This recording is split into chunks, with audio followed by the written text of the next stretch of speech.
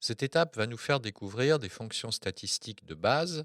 Nous connaissons déjà la somme, mais nous allons découvrir la moyenne, le minimum, le maximum. Je prendrai comme exemple le classeur appelé résultat de l'examen, dans sa première version. Il nous propose un tableau avec la liste des différents candidats et les notes qui ont été obtenues à l'examen. Je voudrais, à côté, par exemple en colonne F, préparer un deuxième tableau qui me donnerait une analyse de ces notes avec, par exemple, la note moyenne. Je vais donc en F4 saisir juste le libellé, le nom de la fonction moyenne. Je tabule pour passer en G4 et là, je vais poser la fonction moyenne. Je vais me faire aider par l'assistant fx. Si je viens dans la barre de formule, à gauche de la barre de formule, j'ai l'icône insérer une fonction f de x. La fenêtre insérer une fonction me propose la liste de toutes les fonctions disponibles. La première zone tout en haut me permettra éventuellement de faire une recherche ou éventuellement de définir une catégorie. Les dernières utilisées, je crains de ne pas trouver ce dont j'ai besoin. Si j'ai des doutes sur la catégorie, je développe la liste et je prendrai la catégorie tous.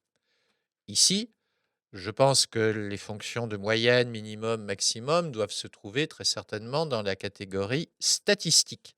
Ça me permettra d'avoir une liste mieux ciblée, plus courte. Je prends la catégorie statistique. Et là, il y a de nombreuses fonctions. Je peux éventuellement descendre l'ascenseur pour les faire défiler.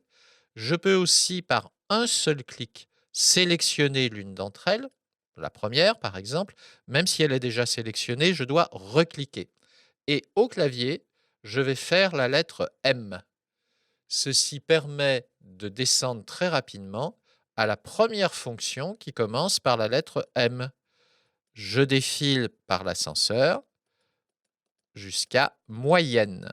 Je sélectionne le nom de la fonction moyenne et je valide par le bouton OK. L'assistant se lance.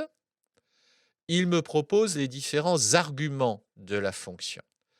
La moyenne reçoit un argument obligatoire, qu'on appelle ici nombre 1, et qui sera tout simplement la plage de cellules sur laquelle il faut calculer la moyenne. L'argument numéro 2, qui est appelé nombre 2, est facultatif. Pourquoi? Tout simplement parce que son nom n'apparaît pas en gras, mais en caractère maigre. Donc ici, j'ai le droit d'utiliser un seul argument, le premier. Avec ma souris, je vais cliquer sur la cellule C4. Je garde cliqué. Vous voyez que la fenêtre de l'assistant vient de se réduire automatiquement pour me laisser de la place sur la feuille. Et je descends jusqu'à la dernière cellule en C14. Je lâche ma souris. Le résultat est actuellement 11,5. Je peux valider par OK.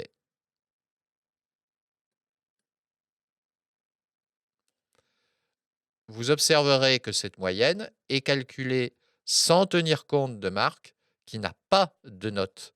Il aurait une note de 0, notre moyenne se verrait impactée. Je vais d'ailleurs tester. En C10, je vais lui mettre une note de 0. Je valide par entrée. Il était sans doute absent à l'examen. Et vous voyez immédiatement que la moyenne vient de se recalculer en tenant compte maintenant de Marc. Si je reviens sur la note de 0 de Marc, je fais supr au clavier, je l'enlève, la moyenne remonte à 11,5 car on ne tient plus compte de la ligne de Marc qui est vide. Je vais continuer maintenant avec le maximum. Donc je saisis dans la colonne F le nom de la fonction maximum. On va aller à la recherche de la note la plus élevée. Je lance à nouveau l'assistant FX. Je suis toujours dans la catégorie statistique, il l'a mémorisé. Je clique une fois sur l'une de ces fonctions, pas de double clic, et au clavier, je fais la lettre M. Et là, tout de suite, la fonction max. C'est parfait. Je valide par OK. Elle n'aura qu'un seul argument, la plage de cellules. Je sélectionne de C4 jusqu'à C14. Et je valide par OK. Meilleure note est 16. Je vais terminer avec le minimum. Donc je saisis le nom de la fonction, minimum. Je tabule pour passer en G6. Et là, je vais utiliser une autre méthode. Comme je connais bien le nom de ces fonctions, je peux me passer de l'assistant fx et saisir directement un signe égal, la lettre M. J'ai la liste de toutes les fonctions qui commencent par M. Il y en a trop, donc je continue, MI. Et voilà, j'ai maintenant une liste réduite qui me propose le minimum. C'est parfait. Je double-clique sur le nom. Il ouvre automatiquement une parenthèse et me propose le premier argument, nombre 1. Comme tout à l'heure, le deuxième argument est facultatif. Ici, je sais qu'il est facultatif car son nom est entre crochets pour le nombre 2. Donc, nombre 1, c'est parfait. Avec ma souris, je sélectionne C4, je garde cliqué et je descends jusqu'en C14. Je dois maintenant fermer cette fonction par une parenthèse fermante. Et je valide, par exemple, par entrée. La note la moins élevée est bien 6. Même réflexion pour la ligne de marque.